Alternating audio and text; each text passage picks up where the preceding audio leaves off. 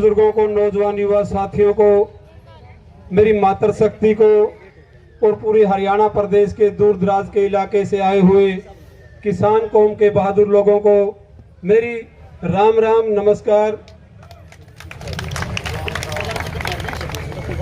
आप लोगों के द्वारा जो ये इस बात के लिए सबसे पहले मैं आप लोगों को बधाई देना चाहता इस बात की कि हम लगातार 13 महीने दिल्ली के सभी बॉर्डरों पर डटे रहे। उसके बाद हरियाणा के लोगों ने जो बहादुरी से डट करके हर समस्या का समाधान करने के लिए अपने इलाके में, अपने गांव में, अपने एरिया के अंदर आप लोगों के अंदर जो बहादुरी से काम करने का जो जज्बा पैदा हुआ, इस बात के लिए भी मैं आप लोगों का दिल की गहराइयों से धन्यवाद करना चाहता हूं। और सबसे पहले मैं पूरी 36 बिरादरी की गांव की तरफ से जो आप लोगों ने ये निर्णय लिया, काम की बात करते हैं। और एक बात मैं सबसे पहले थोड़ी माफी चाहूंगा कि बीच में कल पूरे हरियाणा प्रदेश के अंदर किसान साथियों शाम के समय बड़ी दुखदायी घटना हुई, जिसमें हम किसान साथी भी उसमें शामिल हैं। उस दुख को पैदा करने के लिए हम हर स्टेज पर कहते हैं कि अपने गांव में, हर गांव के अंदर जो ट्रैक्टर किसान का साधन है, उसके ऊपर जो स्प्रे का पंप, उसमें आप सब लोग पानी भर करके नोजल और पाइप तैयार रखें। सरकार के भरोसे हम नहीं लंबे समय तक जी सकते। जो कल आगजनी की घटना हुई, उससे हमारे दिल को बहुत ठेस पहुंची। पूरे हरियाणा प्रदेश का कोई भी ऐसा जिला नहीं बचा जहां आगजनी की घटना नहीं हुई हो। टवाणा के पास कुदनी हांडा गांव के अंदर एक भी तूड़ी की मुट्ठी गांव के अंदर नहीं बची। गांव पूरा सवा होकर के राख में तब्दील होगी हमारी सारी तूड़ी। और उसके पास मन्याना गांव के अंदर एक जीवित गाय, 4 भैंस और 9 व्यक्ति झुलस गए। गायें और भैंस तो मृत हो चुकी हैं। और हमारे नजदीक लगता हुआ बड़ा गांव खरड़, वहां पर कन्या गुरुकुल है। कन्या गुरुकुल के साथ लगती हुई खेतों से जो आग आई और उसमें हमारी नौजवान लड़कियां धुएं की वजह से घुट गई। और मैं पूरे खड़ गांव के नौजवान युवा साथियों का धन्यवाद करना चाहता हूं इस मंच से कि उन लोगों के द्वारा जो मोबाइल फोन की टॉर्च से हमारी सभी नौजवान लड़कियों को उस धुएं से बाहर निकालने का काम किया। मैं आप लोगों से जो भी मेरी बात को सुन रहे सबसे अपील करना चाहता हूं कि इस तरह की हम कहते हैं कि फायर ब्रिगेड से फोन कर दीजिए। फायर ब्रिगेड है कितनी सरकार के पास किसान साथियों? मात्र 2-3 से ज्यादा किसी भी शहर के अंदर नहीं है। वो जब तक पहुंचते हैं तब तक तो हमारी घटना हो चुकी होती है। आप लोगों से मैं पुनः अपील करना चाहता हूं कि हर गांव के अंदर अपने ट्रैक्टर के ऊपर जो स्प्रे का पंप है, हर गांव के अंदर बड़े बड़े गांव में 100 से ज्यादा पंप, 200-400 पंप हैं, वो अपने पंप तैयार रखें। और जो मेरे सामने ये पानी का टैंक खड़ा है, ये सरकारी सरपंचों के द्वारा, राज्यसभा सांसदों के द्वारा लिखा हुआ, इसके ऊपर डीपी वर्क्स के द्वारा दिया गया है।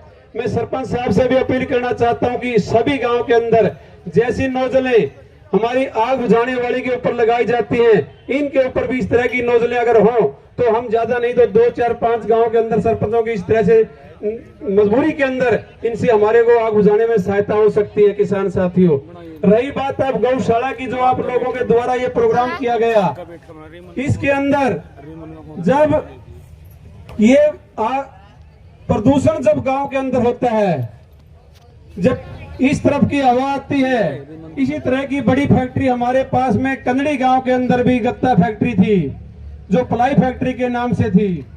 उसमें भी जब उस तरफ की हवा आती थी, सारे गांव के नौजवान युवा, लड़के लड़कियां, माता बहनें, पशुओं तक को भी खुजली हो जाती थी। और आपके गांव के अंदर भी जब हवा इस तरफ से आती है, सारे गांव में राखी उड़ करके जाती है। और उस तरफ की आती है तो बरवाड़ा के तरफ शहर के अंदर भी ये राखी जाकर के प्रदूषण फैलाने का काम करती है। ये देश का प्रधानमंत्री सबका साथ और सबका विकास करने का तो नारा देता रहा, लेकिन जब काम की बात आती है जब यहाँ राखी ज्यादा संख्या में पहाड़ बन गया, मुसीबत इसके लिए बन गई थी, उस समय आप लोगों के बीच में अधिकारियों के द्वारा आकर के प्रार्थना की गई कि गांव राम हमारा सहयोग करे। जब गांव राम के लोगों ने इस बात को सहयोग के लिए तैयार हुए, उस राखी को उठा करके बाहर पहुंचाने का काम किया और उसकी वजह से जो आमदनी हुई उससे गौशाला चलाने का काम किया गया।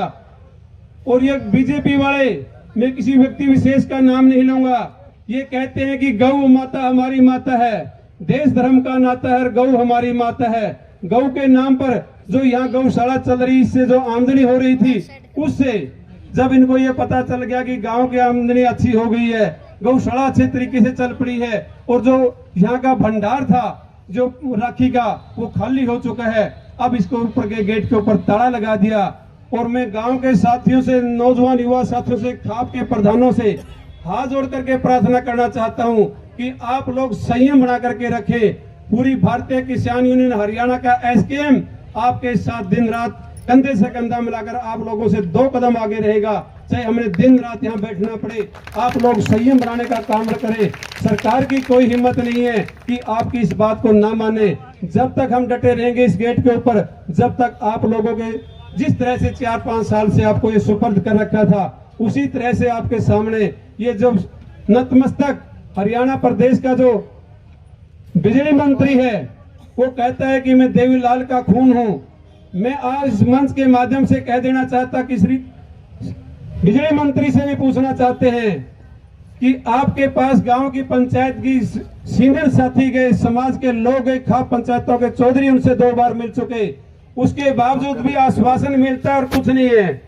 आप लोग देवीलाल के नाम को कलंकित मत कीजिए। ये कोई ऐसा काम नहीं मांग रहे गांव के लोग, 36 बिरादरी के लोग यहाँ इकट्ठे हो रहे हैं और आज 9 दिन से बैठे हुए हैं। ये जो सरकार से नकम्मी और नकारा सरकार से जो काम नहीं हो रहा था, उस समय गांव के लोगों ने इस थर्मल प्लांट को चालू रखने के लिए वो काम किया था और उससे जो इनकम हुई थी वो गौशाला के सुपुर्द कर दिया गया था। लेकिन जब आज सुचारू रूप से काम चल रहा था, तो जब उसके ऊपर ताला लगाने का सरकार के द्वारा काम किया गया। मैं आप लोगों को यह आश्वासन कर दिलाना चाहता हूं कि आप लोग इसी तरह से संयम से डटे रहें। जिस तरह से 13 महीने बॉर्डरों के ऊपर डटे रहे, उस संयम की वजह से उस देश के प्रधानमंत्री को 7 सालों के अंदर जिसका दिमाग 7वें आसमान पर पहुंच चुका था, आपके संयम ने, आपके सहयोग ने, आपके साहस ने, आपके हौसले ने उस घमंडी को, जिसका पूर्ण बहुमत की सरकार होने के बाद उसके मुख से ये कहलवाना पड़ा कि 3 कृषि काले कानून वापिस होंगे और एक वर्ग विशेष से हाथ जोड़ करके माफी मांगने पर मजबूर आप लोगों के संयम की वजह से हुआ था। आप लोग इसी तरह से डटे रहे कि जब तक हमारी मांग पूरी नहीं होगी तब तक हम इसी तरह से। और मैं, हमारे साथ मेरे को ध्यान आ गई बात कि विपक्ष के साथी भी यहाँ बैठे हुए हैं, इनसे भी एक बात इस मंच के माध्यम से खुले तौर पर कहना चाहता हूं कि हरियाणा प्रदेश के अंदर 150 किसान 13 महीने में शहीद हुए। उन साथियों को आप अपने अगुआ नेताओं से, नरेश जी कह रहे थे कि मैं भूपेंद्र हुड्डा से, दीपेंद्र हुड्डा से 29 तारीख को यहाँ लेकर के आने की बात की। मैं ये कहना चाहता हूँ कि कम से कम आप हिसार जिले के जितने हमारे शहीद हुए हैं, उस दिन 2-2 लाख रुपए का चेक आप दीपेंद्र हुड्डा के हाथ से यहाँ बंटवाएंगे तो हम आपको मानेंगे कि आप भी समाज के साथ हैं। 5-5 लाख रुपया इन हमारे शहीदों को सरकार के द्वारा दिया गया। 3 लाख रुपए की लिस्ट पूरी तरह से तैयार, तेलंगाना सरकार जो हमारे से सैकड़ों किलोमीटर दूर है, वहां के मुख्यमंत्री के द्वारा इन शहीदों को दिया जा रहा।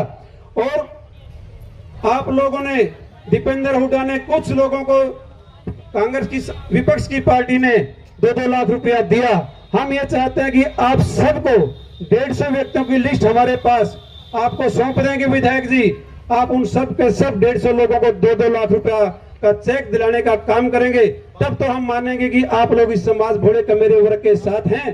अन्यथा तो फिर वोट की बात हम इस स्टेज पे नहीं टिकरी बॉर्डर पे कभी करने दें, ना आगे बात करने की फिर साहस मत करना जी।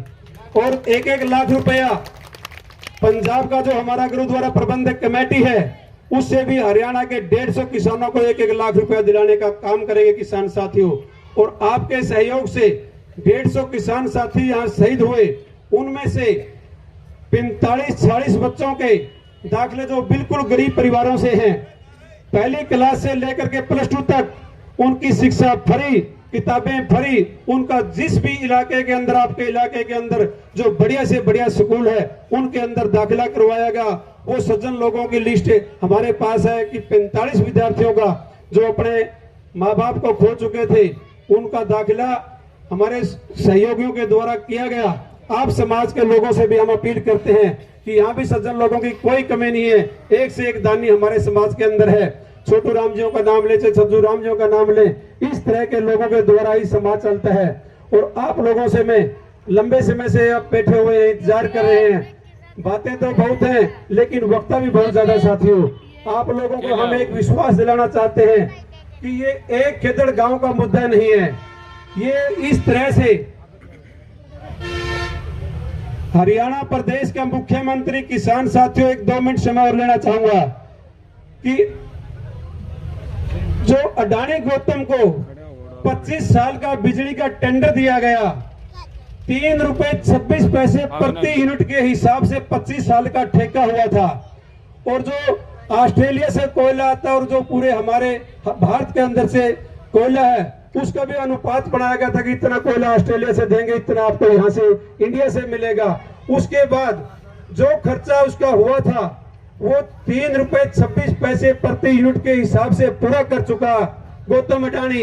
उसके बाद आज उन्होंने ये देख लिया कि जो हमारा ये खेदड़ का प्लांट, ये जो सारा का सारा चीन की नीतियों के तहत चलने वाला प्लांट है, अगर यहाँ तो ये प्लांट ठप हो जाए तो हरियाणा और देश की सरकार के पास इसको चलाने के लिए कोई चाबी नहीं है। वहां से जाकर के चीन से यहाँ के वैज्ञानिक आने के बाद ये चालू होता है। उनको इन बातों का पता है सारे के सारा कि जो इनको इतना इस तरह से मजबूर कर दिया, पूरे हरियाणा के अंदर जितने बिजली के कारखाने सस्ती बिजली का 3 रुपए 26 पैसे का लालच दे करके यहाँ ज्यादा खर्च होता है कि हम आपको सस्ती बिजली देंगे।